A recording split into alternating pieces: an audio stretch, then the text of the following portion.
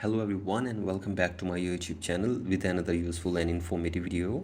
So guys, in this video I'm going to show you how to fix this item is not currently available in your country or region on Apple Music.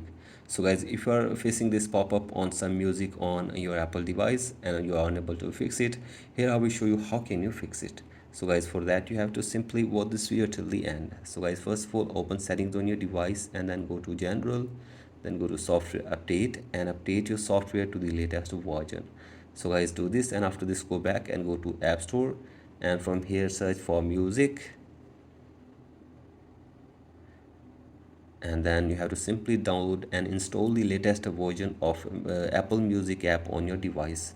So guys, do this, and after this check if the problem is fixed or not, and if the problem is still there, then open settings and then go to general again and then scroll it below and go to language and region and tap on region and select your country or region as United States. So guys, simply change your country region, and after this check if the problem is fixed or not, and if the problem is still there, then go to VPN and device management and make sure that there is no connected VPN on your device, and if there is any connected VPN, simply disconnect it, and after this hopefully your problem will be fixed.